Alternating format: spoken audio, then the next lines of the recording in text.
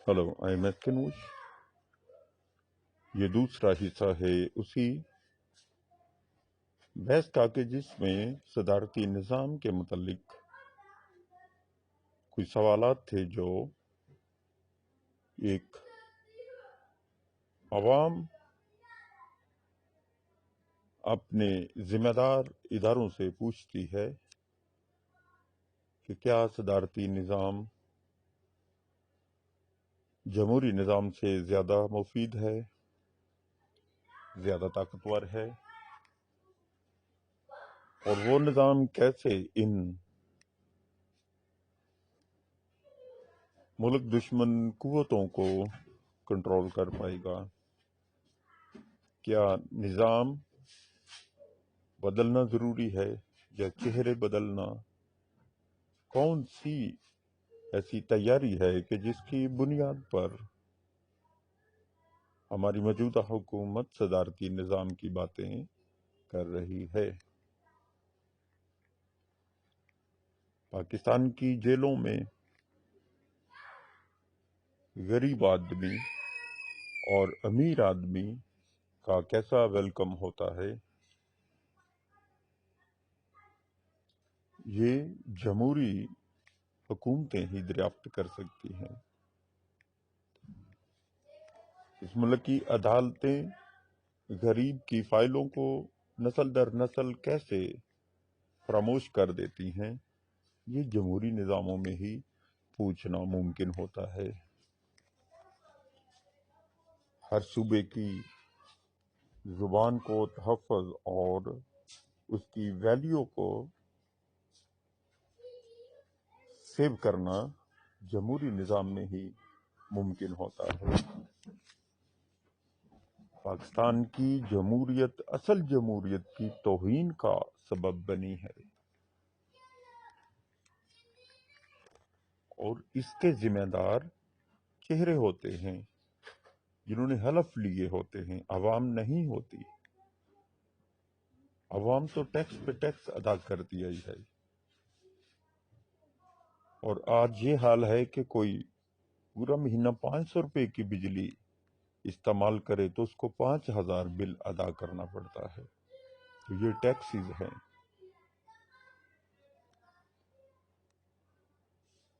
2 रुपए litre petrol में अगर इजाफा हो तो किराया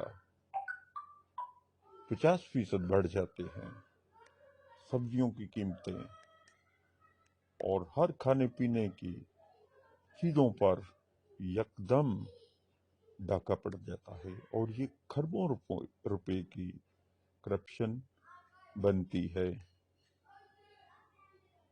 रियासतें ये चीज़ें महसूस करती हैं। एक आम आदमी के अगर 100 में से 10 रुपए आप इधर उधर कर दें तो शायद वो बर्दाश्त कर जाए और उसको मामूली समझे, मगर वो मामूली पैसे चोरों के लिए करोड़ों और खरबों रुपए बनते हैं।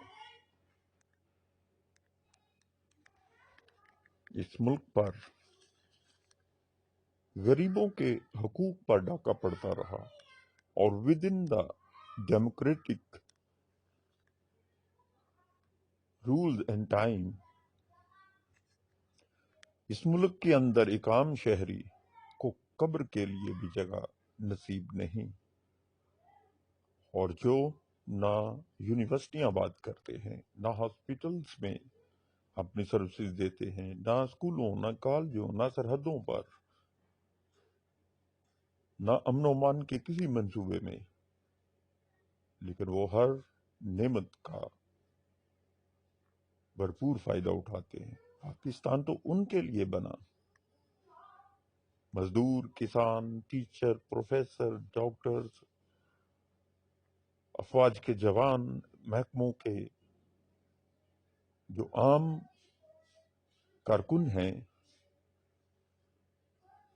वो तो इस मुल्क का एक एक सांस का किराया अदा करते हैं,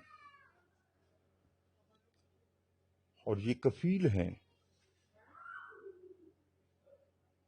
जमहूरी निज़ाम के अंदर ऐसी ऐसी सूरतें और ऐसे ऐसे चेहरे हैं कि خدا پناہ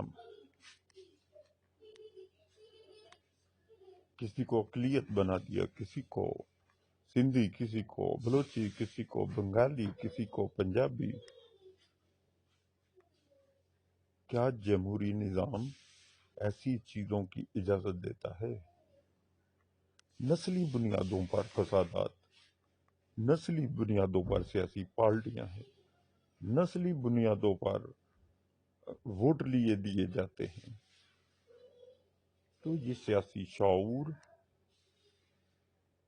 جو ہے حکومتوں کی، اسمبلیوں کی ذمہ داری ہے۔ یہ کیا جانے بیچارے عام آدمی کو تو صدارتی نظام چھوڑے جمہوریت کی بھی سمجھ نہیں گا۔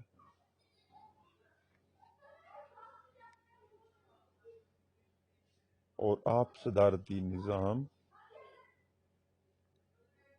کی تمام خوبیوں اور خامیوں سے بھی واقف نہیں ہیں، کیونکہ اس کا ثبوت ہے کہ آپ جمہوری جو قدریں ہیں ان سے بھی واقف نہیں۔ آپ نے سلوگن بنا لیے عوام کو ٹیمپٹ کرنے کے لیے، مگر اس کا ادراک تو آپ کو پھر نہیں تھا کہ انصاف کہتے کس کو ہیں۔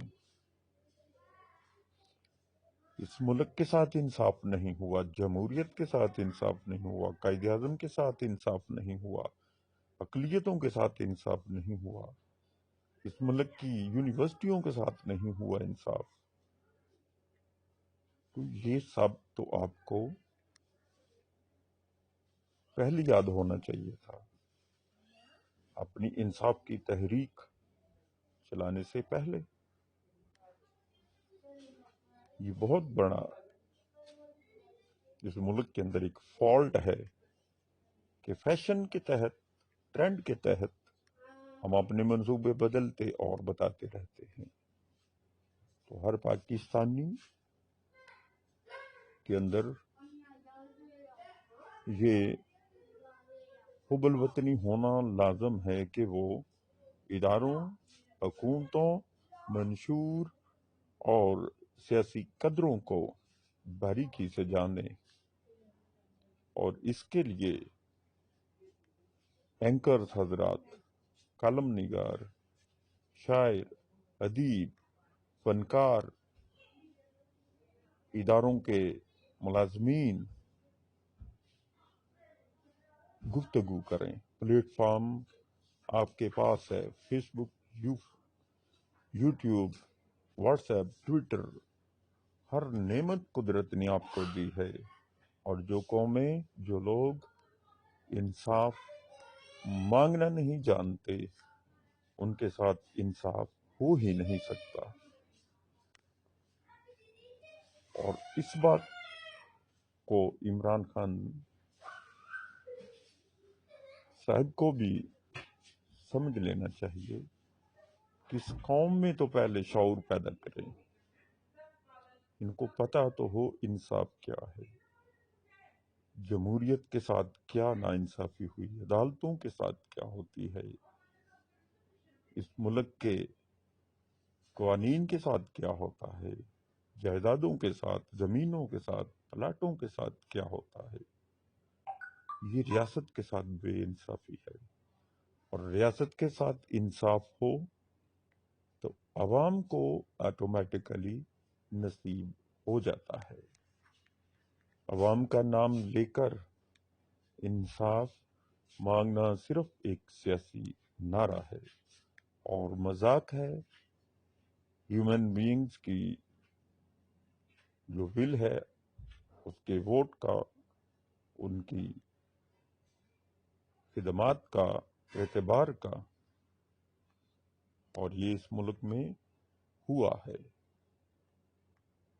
اگر تحریک انصاف کے کارکن واقعی حقیقی بنیادوں پر پاکستان کو مضبوط کرنا اور انصاف دینا چاہتے ہیں، تو پہلے انصاف قائد اعظم لیاقت علی خان، بے نظیر بھٹو اور ذوالفقار علی بھٹو اور ایسے تمام جمہوری قدروں کے جالوں کو انصاف دیا جائے، اقلیتوں کو، صوبوں کی زبانوں کو، ان کے وسائل کو انصاف دیا جائے۔ پاکستان خود بخود اپنی ترقی کی منزلیں طے کرتا جائے گا۔ عوام کو خود بخود انصاف ڈلیور ہوگا۔ سسٹم بنانے پڑتے ہیں، میکنزم بنانے پڑتے ہیں۔ عوام جاگیں، آنکھیں کھولیں، اسٹڈی کریں دنیا کو، اسٹڈی کریں ان چہروں کو، دیکھیں کہ آج بھی کیسے انٹرنیشنل لیول پر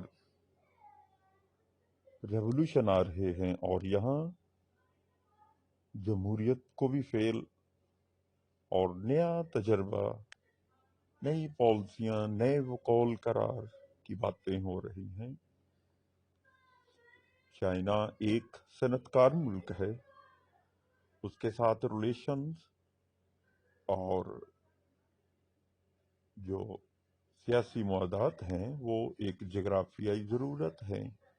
ہم احترام کرتے ہیں، سلام کرتے ہیں چائنا کو، مگر اس کا مطلب یہ نہیں کہ ہر شے پر اس کو دسترس حاصل ہو جائے، اور وہ قوت ہے، طاقت ہے۔ اپنی چادر اور چار دیواری کا دھیان رکھنا بھی لازم ہے، اور جو پیسے کے لیے چادر چار دیواری کے اندر دوسروں کو گھسنے دیں وہ تاریخ کے مجرم ٹھہراتے ہیں۔ گوادر ہو یا کوئی اور علاقہ، کراچی ہو یا بلوچستان ہو، ان کی بات کو سننا، ان پر دھیان دینا اور ان کو راضی رکھنا، ایک کرنا ہی ذمہ داری ہوتی ہے حکومتوں اور اداروں کی۔ پاکستانیوں کو بنگلہ دیش سے سیکھنا چاہیے۔ وہ تعصب کا شکار ہوئے تھے، اور یہ اسمبلیوں والے ہی تھے۔ ان کی جنت کے اندر ہی وہ کوئی غیر مہذب قسم کے لوگ چلے آئے تھے، اس لیے ان کو ناپسند کیا گیا۔ اور آج غریبوں کا بھی یہی حال ہے۔ اقلیتوں کی بیٹیوں کو تحفظ دینا توہین سمجھتے ہیں یہ سینٹوں اور اسمبلیوں کے مالک۔ غریب کو مزدوری دینا یہ خیرات سمجھتے ہیں، اس کے ووٹ کو اپنا آبائی حق سمجھتے ہیں۔ تو یہ جمہوری قدریں نہیں ہیں۔ اس کے لیے شعور پیدا کرنا، عوام کے اندر حب الوطنی پیدا کرنا، اس ملک کو بچانا، اس کی ثقافت، اس کی زبانوں، اس کی سرحدوں، اس کے نوجوانوں، یونیورسٹیوں، شاعروں، ادیبوں، فنکاروں، تمام کو تحفظ دینا ہر پاکستانی کا فرض ہے، چاہے وہ ہسپتالوں میں کام کرتا ہے، تعلیمی اداروں میں، عدالتوں میں، یونیورسٹیوں میں، وہ عوام میں سیاسی شعور پیدا کرے، پاکستان کے اصل مقاصد اور اصل اس کے جو مسائل ہیں ان پر بات کرے۔ کوئی حکومت انصاف نہیں دے سکتی، کوئی قانون کامیاب نہیں ہوتا جب تک کہ عوام کو شعور نہ ہو۔ ہم چہروں کو دیکھ کر ووٹ دیتے ہیں، چہروں کے پیچھے کون ہے یہ دیکھنا لازمی ہے۔ قائد اعظم نے یہی دیکھا تھا تو دور اندیشی کا اظہار کیا، یہی جانا تھا تو پاکستان کو بنانے کا فیصلہ کیا، اور چند سالوں کے اندر، اور زبان اور علم کی طاقت خون نہیں بہنے دیتی۔ اور قائد اعظم نے پاکستان لیا. ان پاکستان کے مخالفوں نے کشمیر کا ایشو صرف اپنے ذاتی مفادات کے لیے چھیڑے رکھا اور اس کے اصل دلائل اور اصل جو بیانات ہیں ان کو ہی بدل ڈالا. اپنے موقف کا ہی طے نہ کر پائے اور اس ملک پر انٹرفیئرنس اور دہشت گردی کے الزامات ان کی وجہ سے لگے ہیں. اس سرزمین کو بدنام ایسوں نے کیا ہے اور ان کو مزید اعتماد دینا اور ان پر بھروسہ کرنا صرف اور صرف تباہی ہے اور کچھ نہیں. اور اس کو روکنا ہر پاکستانی پر فرض ہے. یہ ملک بہت پوٹینشل رکھتا ہے، اس کا نوجوان بہت محنتی اور عقل والا ہے، لیکن ان کو نہ کسی نے انجینئر بننے کا موقع دیا، نہ انجینئرنگ کی ڈگریاں لینے والوں کو روزگار فراہم کیے، نہ ان کے لیے ادارے، نہ یہ گاڑیاں بنا سکتے، نہ یہ الیکٹریسٹی کا سامان پیدا کر سکتے.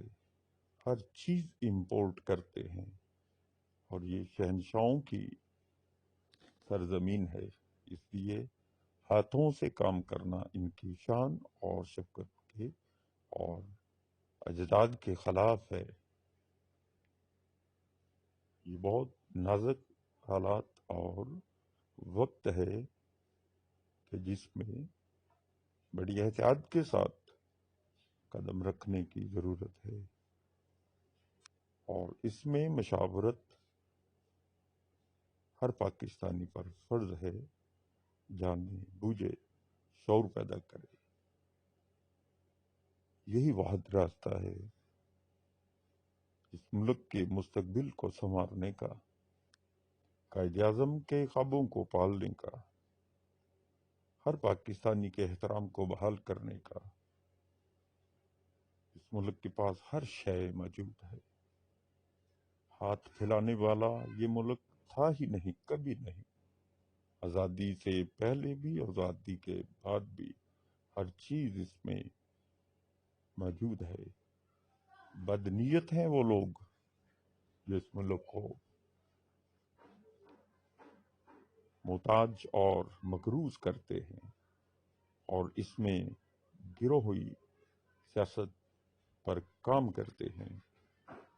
بہت بدنیت ہے. پاکستان زندہ باد.